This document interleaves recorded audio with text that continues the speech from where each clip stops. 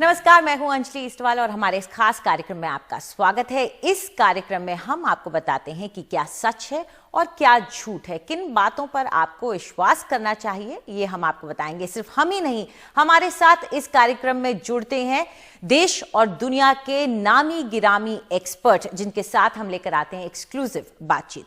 आज के कार्यक्रम में सबसे पहले बात करते हैं लॉन्ग टर्म इफेक्ट्स की, जो कि कोरोना के होते हैं। पूरी दुनिया में कोरोना महामारी फैली हुई है और वायरस फैलते ही वैज्ञानिक कई सवालों और दुविधाओं से जूझ रहे हैं। जिन रोगियों को सबसे गंभीर लक्षण का सामना करना पड़ रहा है, क्या वो पूरी तरह से ठीक हो जाएंगे, भले ही इसमें महीनों लग जाए, या उनके शरीर के जिन अंगों को नुकसान पहुंचा है वो लंबे समय तक बना रहेगा? ये सवाल पूछते हुए हम आपको दिखाना चाहते हैं कि आखिर कोरोना कितना खतरनाक है। हम शरीर के अलग अलग हिस्सों में आपको दिखाते हैं। फेफड़ों की बनावट को ये नष्ट कर देता है। बीमारी से अगर बचते हैं लोग तो उनके फेफड़ों से जुड़ी दिक्कतें उन्हें होती रहती है। संक्रमण की वजह से बाद में उन्हें लंबे वक्त तक खांसी भी रहती है। फेफड़ों के बाद हम आगे बढ़ते हैं दिमाग पर भी असर डालता है। सूजन होती है, बेहोशी होती है, बेहोशी में बोलना, डिलीरियस जिसे कहते हैं, या हेल्यूसिनेशन होना, ये सब चीजें देखी जाती हैं। नर्व डैमेज हो जाता है और स्ट्रोक जैसी समस्याएं भी देखी गई हैं कुछ पेशेंट्स में। अब बात करते हैं किडनी की। किडनी पर भी असर डालता है और अस्पताल में भर्ती मरीजों में हल्का या गंभीर नुकसान देखा गया है, जो कि किडनी को पहुंच सकता है। ठीक होने के बाद भी आगे जाकर दिक्कत हो सकती है। अब बात करते हैं दिल की। फेफड़ों पर जो असर पड़ता है उसका कहीं ना कहीं सेकेंडरी रिजल्ट हम दिल पर असर का भी देखते हैं। संक्रमण के बाद धड़कन की रफ्तार गड़बड़ हो जाती है, रिदम दिल की जो होती है वो बिगड़ जाती है, खून के थक्के जमने लगते हैं, क्लॉटिंग में दिक्कत आती है, दिल का दौरा पड़ने की भी कई खबरें आती हैं, कुछ मरीजों में देखा गया है। और लंबे समय तक इंसान थकान यानी कि फटीग महसूस करता है, सांस की दिक्कत की उसको शिकायत रहती है। ये सारे सवाल हमने प्रोफेसर बैरी आर ब्लूम से पूछे, जो कि हार्वर्ड यूनिवर्सिटी में प्रोफेसर ऑफ पब्लिक हेल्थ हैं। आइए उन्होंने क्या कहा, हमसे सुनिए। मेरा मानना है कि शुरुआत में हर किसी को ऐसा लगता था कि यह एक गंभीर इन्फ्लुएंजा की तरह ऊपरी सांस की बीमारी है और इससे फेफड़ों को बहुत कम नुकसान होगा। एक्सरे के जरिए एक हद तक फेफड़ों को हुए नुकसान को देखा जा सकता है। यहाँ तक कि कोरोना संक्रमण से ठीक होने के बाद कम उम्र के लोगों में भी एक्सरे के जरिए फेफड़ों के नुकसान को देख सकते हैं। फेफड़े अच्छी तरह काम नहीं करते हैं, नुकसान साफ तौर पर दिखता है। मौत का कारण कार्डियोवैस्कुलर सिस्टम पर हमला है, जो कि बहुत ही गंभीर होता है। इसका इलाज भी मुश्किल होता है, क्योंकि स्टू नाम का वायरस का रिसेप्टर ब्लड प्रेशर को नियंत्रित करता है। इसलिए कार्डियक सिस्टम के कई सेल और ब्लड वेसल में वायरस का रिसेप्टर होता है। लेकिन कोरोना के मामले में ऐसा नहीं होता है, जिससे यह वायरस और गंभीर हो जाता है।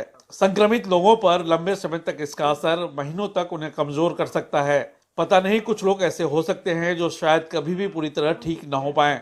दूसरी चिंता ब्रेन में ब्लड वेसल के नुकसान का है, जिससे दिमागी तौर पर भ्रमित होने जैसे खतरे हो सकते हैं। ठीक होने के बाद भी मेमोरी लॉस या कंफ्यूजन जैसी समस्याएं हो सकती हैं। इसकी स्टडी हो रही है, लेकिन पूरी तरह समझना मुश्किल हो रहा है। इस बीमारी को अभी सिर्फ 7 महीने ही हुए हैं, इसलिए लंबे समय तक के असर के बारे में ज्यादा कुछ नहीं कहा जा सकता है। मुझे पूरा भरोसा है कि भारत और अमेरिका के मेडिकल साइंटिस्ट उन लोगों पर पूरी तरह नजर बनाए हुए हैं जो इस संक्रमण से ठीक हो चुके हैं। सबसे अंत में सबसे अहम बात यही है कि यह बीमारी बहुत गंभीर है। And then, as you said, there are long-term consequences. और इस पर चर्चा करने के लिए हमारे साथ जुड़ गए हैं डॉक्टर के श्रीनाथ रेड्डी, जो कि अध्यक्ष हैं public health foundation of India के। हमसे बात करने के लिए शुक्रिया डॉक्टर रेड्डी। हमने प्रोफेसर ब्लूम को भी सुना बोलते हुए, क्या भारत में भी ये देखा जा रहा है कि लॉन्ग टर्म असर छूट सकता है कोरोना का? जी, ये कोरोना वायरस दूसरे वायरसेस से कुछ अलग है, क्योंकि पहले भी कुछ वायरसेस में पाया गया था कि कुछ कमजोरी वगैरह महसूस होता है कुछ दिनों तक वायरस के अटैक के बाद में। मगर क्योंकि ये वायरस खाली फेफड़ों में रुका नहीं रहता, वो खून के धमनियों द्वारा शरीर के हर अंग में पहुंच सकता है और वहां बस अटके रह सकता है। तो इसीलिए कई दिनों तक या कुछ महीनों तक भी उसका असर हमें नजर आता है कुछ लोगों में जो पीड़ित हैं ये कोरोना के संक्रमण से। इसका मतलब नहीं है कि हर एक व्यक्ति जिनको ये कोरोना का संक्रमण हुआ है वो इसी प्रकार कई महीनों तक पीड़ित रहेंगे।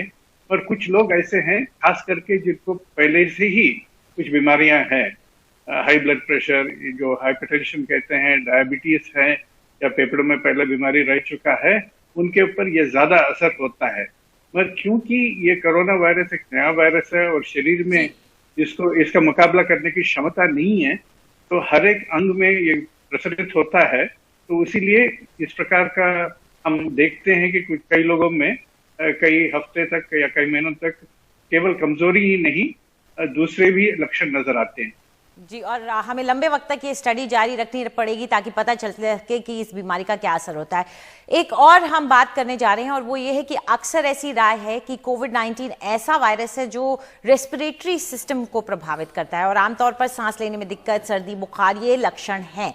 लेकिन शरीर पर चकत्ते यानी रैशेज भी कोरोना संक्रमण का लक्षण है और यूके के किंग्स कॉलेज ने एक स्टडी के बाद कहा है कि चकत्ते बीमारी पहचानने का एक अहम तरीका होना चाहिए, यानी कि डायग्नोस्टिक साइन होना चाहिए। और चीन और यूरोप में भी संक्रमितों के ऊपर रैशेस पाए गए हैं। हम आपको यूके की स्टडी के बारे में अगर बताएं तो उसमें पाया गया कि 17% संक्रमितों ने यह कहा कि चकत्ते उनके फर्स्ट सिम्टम थे, यानी कि पहला लक्षण था। 21% लोगों ने यह बताया कि चकत्ते यानी कि रैशेस उनका इकलौता संक्रमण था, यानी कि ओनली सिम्टम था। इटली में भी 26 मार्च को 2020 में ये कुछ डॉक्टर्स ने एक स्टडी की थी, उसमें ये रिपोर्ट किया था कि 20% मरीजों को चकत्ते दिखे थे जो कोविड के मरीज से, और आधों को बीमारी के दौरान ये चकत्ते देखे गए और आधे जब हॉस्पिटल पहुंच गए, हॉस्पिटल में एडमिट हो गए, तब उनको ये चकत्ते दिखाई दिए। थाईलैंड तक में 20 मार्च में ही ये रिपोर्ट कर दिया गया था, बहुत पहले ये खबर आ गई थी और उनका कहना था कि हमने चकत्तों को कहीं ना कहीं गलत डायग्नोज किया और डेंगू बुखार समझ करके उसको हमने गलत डायग्नोज कर दिया। स्पेन में भी डॉक्टरों ने यह कहा है, 10 अप्रैल में 2020 में उन्होंने एक स्टडी पब्लिश की है जिसमें उनका कहना है कि त्वचा के लक्षणों को कम पहचाना जा रहा है, ये अंडर डायग्नोज हो रहे हैं। डॉक्टर श्रीनाथ रेड्डी हमारे साथ जुड़े हुए हैं। डॉक्टर रेड्डी, क्या वाकई में जो डॉक्टर्स अलग अलग कंट्रीज के अब ये रिपोर्ट करते आ रहे हैं, क्या रैशेस एक टाइम पे हमें ये मानना चाहिए कि की डायग्नोस्टिक साइन होना चाहिए? देखिए, शुरुआत में ये सोचा गया था कि खाली बुखार, खांसी और सांस का तकलीफ ही इसके सबसे प्रथम लक्षण है, महत्वपूर्ण लक्षण है। इस वायरस के बारे में अभी काफी सारे नई चीजें पता चल रहे हैं। ये रैशेस अभी आए हैं हमारे सामने, तो काफी संख्या में लगता है कि ये रैशेस भी एक प्रमुख लक्षण है इस बीमारी के। इसके अलावा और भी लक्षण है, जैसा कि स्वाद का, मैंने जो हम खाना के पदार्थ को स्वाद लेते हैं, वो स्वाद के ऊपर भी असर होता है, और जो कुछ चीजों का महक हमें नहीं मिल सकता, तो वो भी सूंघने पे, तो ये सारे भी लक्षण नजर आ रहे हैं ये नए वायरस के बारे में। मगर जो आप कह रहे हैं ये रैशेस जो हैं, वो भी कई सारे वायरसेस में होते हैं, पर इसमें काफी एक प्रमुख लक्षण बन के उभर आ रहा है ये भी। जी बिल्कुल, हमसे बात करने के लिए शुक्रिया डॉक्टर रेड्डी। तो जैसे जैसे वक्त गुजरेगा ये क्लैरिटी भी हमें मिलती जाएगी कि क्या कुछ ऐसे लक्षण हैं जिन पर ज्यादा गौर देने की जरूरत है। और अब वक्त आ गया आपके सवालों के जवाब देने का, जिसके लिए हमारे साथ डॉक्टर विकास मौर्य जुड़ गए हैं फोर्टिस हॉस्पिटल से। डॉक्टर, सबसे पहला सवाल हम ले रहे हैं सरीम अली खान का।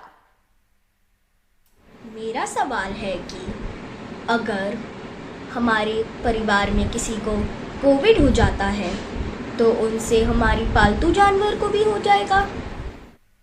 तो क्या जानवरों को भी कोविड हो सकता है हमसे?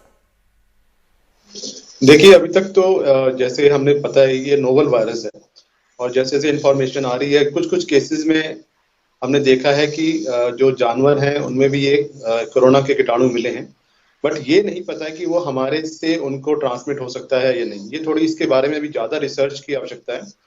इन एज सच जो अभी जो इन्फॉर्मेशन हम यही कहेंगे कि इस वक्त जो डेटा सामने आ रहा है उसके हिसाब से ऐसा होना काफी कठिन है।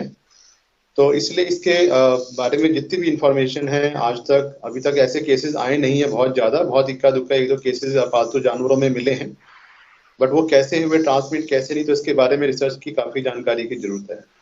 जी, लेकिन अगर हम घर से बाहर जाएं तो वापस आएं तो जरूर अच्छी तरह से हाथ धो के नहा धो के फिर ही अपने पेट्स के पास जाएं। चलिए डॉक्टर विकास एक और सवाल ले लेते हैं।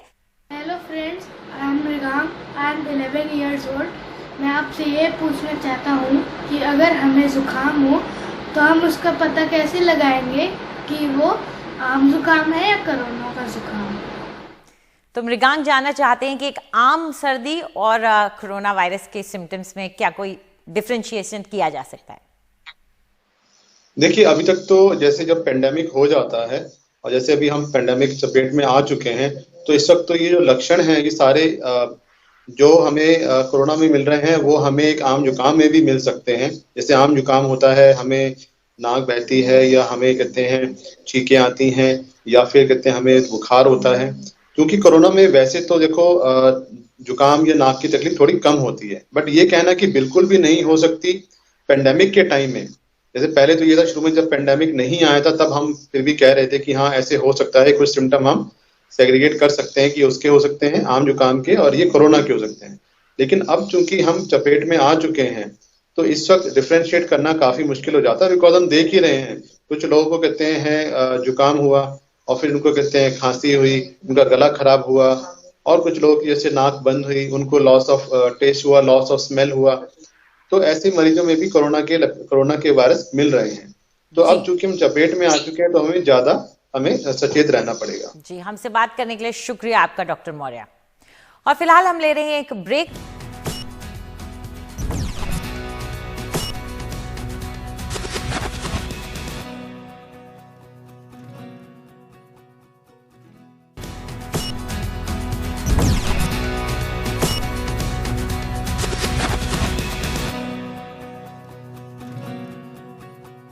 मध्य प्रदेश की राजधानी भोपाल में किल कोरोना कैंपेन के तहत घर घर सर्वे का काम हो रहा है।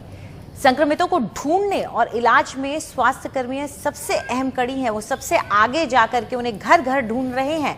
भोपाल के ऐशबाग इलाके में ऐसे ही कुछ कोरोना योद्धाओं से बात की है हमारे सहयोगी अनुराग द्वारी ने। मध्य प्रदेश की राजधानी भोपाल में भी एक के बाद एक कोरोना संक्रमण के मामले बढ़ते जा रहे हैं, लेकिन शहर अगर महफूज है तो इन कोरोना वॉरियर्स की वजह से इस उमस भरी गर्मी में भी इस तरह के किट लगाकर घूमना, इस तरह के किट लगाकर लोगों की जांच करना इनकी मजबूरी है। तो आपका डेली रूटीन क्या होता है इन इलाकों में जब आप लोग आते हैं? इतनी उमस है उसके बावजूद इस पीपीई किट में काम करना कितना चैलेंजिंग है?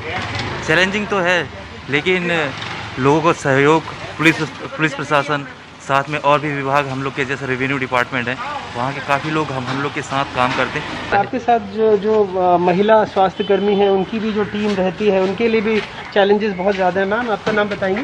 पुष्पा पॉल। क्या क्या प्रिकॉशन लेती हैं आप, जैसे यहाँ से घर जाती हैं तो कैसे मैनेज कैसे करती हैं चीज़ों को आप लोग, अगर थोड़ा बता पाए? मैनेज करने के लिए क्या है, जैसे सभी को हम बोलते हैं दूरी प्रिकॉशन बनाकर सोशल डिस्टेंस करना है, वैसे ही डिस्टेंस बना के रखते घर से हम। चलिए, बहुत बहुत शुक्रिया। तो इस तरह से आप देखिए नर्सिंग स्टाफ हैं, डॉक्टर्स हैं, इस तरह गली मोहल्लों में आते हैं और मजबूरी है उनकी इतने उमस भरे मौसम में भी पूरी पीपी किट पहनकर लोगों की जांच करना, लोगों के सैंपल लेना, ताकि शहर महफूज रहे। जो भी जिनके भी घर में अगर कोई लक्षण हैं उनके बारे में जानना, उनकी रिपोर्ट करना और जो अगर संक्रमित हैं उनके बारे में प्रशासन को इत्तला देना। भोपाल से कैमरा पर्सन रिजवान खान के साथ अनुराग द्वारी, एनडीटीवी इंडिया। और अब जाते जाते हम आपको दिखा रहे हैं कुछ अहम आंकड़े। जब से कोरोना शुरू हुआ है आज तक हर महीने कितने मामले आए हैं और कितनी मौतें हुई हैं। आप देख सकते हैं कि अप्रैल में जो थे मामले भी कम थे और मौतें भी कम थी, लेकिन ये मौतें और मामले दोनों मई में बढ़े और एक बड़ा जंप आया है।